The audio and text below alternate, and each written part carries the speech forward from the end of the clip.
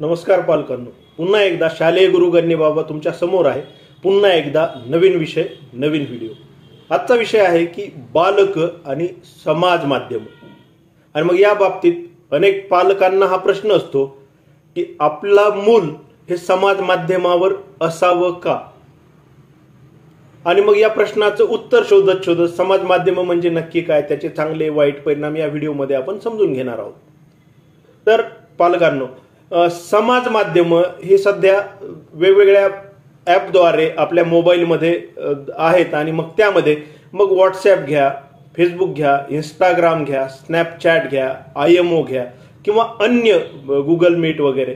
तर हे सर्व जे माध्यमं आहेत, तर या माध्यमांद्वारे मग संदेशाचं आदान प्रदान होतं. मग त्यामधून मग संदेश पाठवणं असेल, कॉल असतील, व्हिडिओ कॉल असतील, असे वेगवेगळे प्रकार होतात. आणि मग जे थोडेसे पुढच्या पिढीचे पालक आहेत, तर त्यातील बऱ्याच जणांना हे समाज माध्यम वापरायचे कसे हे देखील माहिती नसतं. या उलट घरात तर अँड्रॉइड फोन असतो आणि बालक मात्र 5वी, 6वी, 7वीला पालकांच्या नकळत किंवा कधी कधी पालकांच्या परवानगीने या समाज माध्यमांवरती येत असतात. मग प्रश्न हा आहे की समाज माध्यमावर बालकाने असावं का नसावं, आणि मग असावं तर नक्की कधी असावं.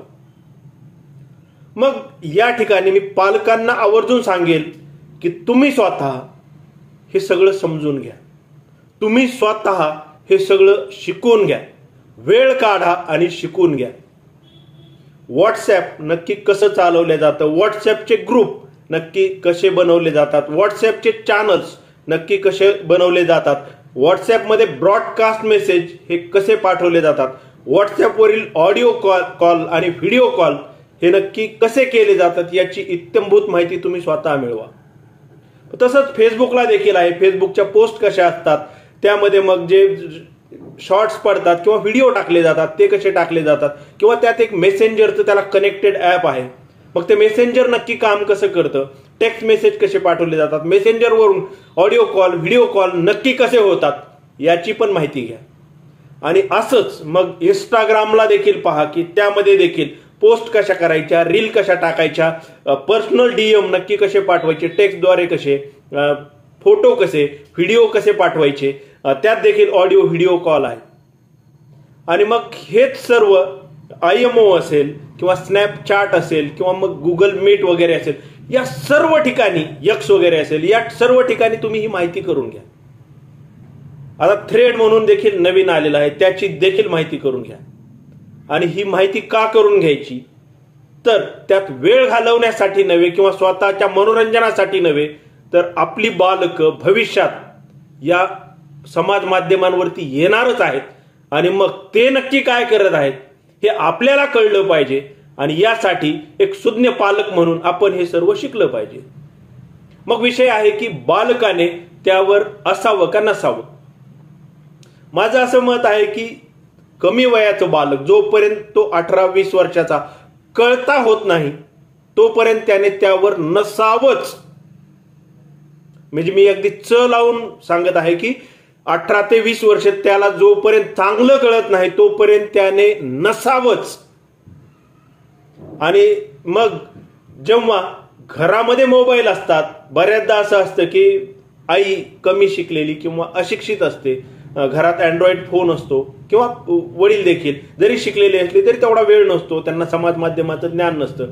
आणि बालक, मुलगा असो की मुलगी, आई वडिलांच्या नकळत अशा समाज माध्यमांवरती वावरत असतात. त्याला लॉक करून ठेवतात, हाईड करून ठेवतात.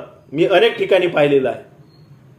आणि मग तिथे फेक ID देखील बनवल्या जातात आणि त्यामधून मग बऱ्याचदा काही वेगळे प्रकार देखील होऊ शकतात.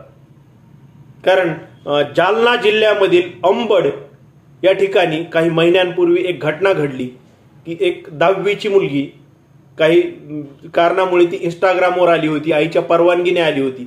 आणि इंस्टाग्रामवर एका मुलासोबत तिची मैत्री झाली आणि मग मैत्रीचं रूपांतर कदाचित आकर्षणात, प्रेमात झालं असावं. आणि मग ते एवढे एकमेकांच्या क्लोज झाले की त्यानंतर तो मुलगा आणि त्याच्या सोबतच्या 2-3 मुली यांनी मिळून त्या मुलीला त्रास दिला आणि शेवटी त्या मुलीने स्वतःचं जीवन संपवलं.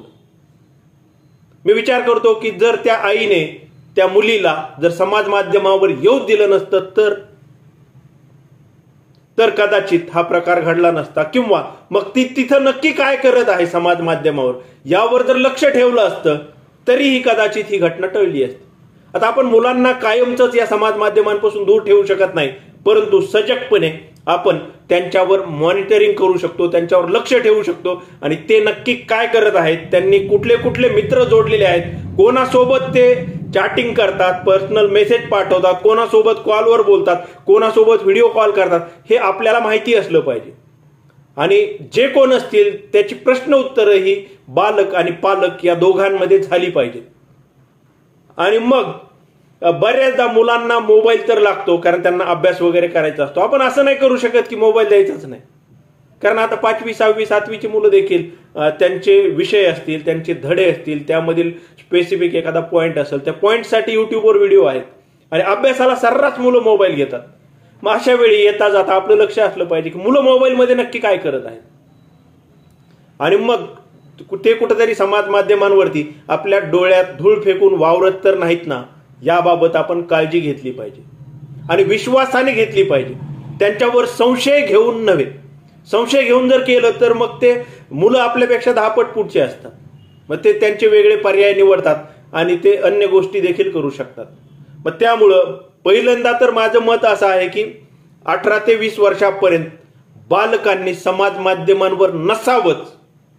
तरीही काही पालकांना जर हौस असेल की आपले मुलं असावेत, त्यांच्यामध्ये काहीतरी स्किल आहे, ते समाजाला दाखवायचं आहे, मुलगा असेल मुलगी असेल, तर मग अशा वेळी पालक म्हणून आई असेल वडील असतील दोघांनीही हे सर्व समाज माध्यम हे शिकून घेतले पाहिजे आणि आपलं मूल आपली मुलगी हे नक्की समाज माध्यमावर कसे वावरत आहेत, कोणासोबत वावरत आहेत, नक्की काय करत आहेत, या सर्व गोष्टींची माहिती, या सर्व गोष्टींबाबत चर्चा ही कुटुंबामध्ये घडली पाहिजे. तरच मग काही गोष्टींचे अनर्थ हे टळू शकतात. कारण ते आभासी जग आहे. बऱ्याचदा मुलं आभासी जगाला भासी जग समजतात आणि त्यामधून कदाचित अभ्यासावरून लक्ष उडण्याचा प्रकार होऊ शकतो. कदाचित तिथं कमी वयामध्ये मुला मुलींमध्ये आकर्षण होऊन फक्त फोटो पाहून प्रेम संबंध तयार होऊ शकतात. बऱ्याचदा मुलांचे भांडणं होऊ शकतात. बऱ्याचदा अशी कमेंट का टाकली म्हणून मारामाऱ्या झाल्याच्या बातम्या देखील आपण पाहिलेल्या आहेत. आणि मग असे बरेचसे नुकसानकारक घटना ह्या घडत असताना समाज माध्यमामुळे आपण पाहतो. आणि त्यामुळेच मग पालक म्हणून तुमची आणि माझी ही खूप मोठी जबाबदारी आहे की आपल्या बालकांना समाज माध्यमांवरती जर येऊ देऊ नका, पण आलेच तर मग सातत्याने त्यांच्या समाज माध्यमावर तुम्ही लक्ष ठेवा की ते नक्की काय करत आहेत, कोणासोबत करत आहेत, कशा पद्धतीने करत आहेत आणि कुठपर्यंत करत आहेत. कारण छोट्या मुलांना त्याची समज नसते. आभासी जग भासी जग यातील फरक त्यांना कळत नाही आणि मग अभ्यासाकडे दुर्लक्ष, काही अनर्थ घडू शकतात किंवा मग ब्रेकअप झाले तर डिप्रेशन वगैरे अशा देखील घटना बऱ्याचदा घडू शकतात भावनिक मुलांच्या बाबतीत. त्यामुळं मुलांनी नसावंच, परंतु असलं तर पालकांचं त्यावर लक्ष असावं. आणि या व्हिडिओमधील हा महत्वाचा संदेश की आई आणि वडील यांनी हे समाज माध्यमही शिकवून घेतली पाहिजे. पालकांनो, माझ्या या व्हिडिओविषयी तुम्हाला नक्की काय वाटलं कमेंट करून नक्की सांगा. भेटूया मग पुढच्या व्हिडिओमध्ये.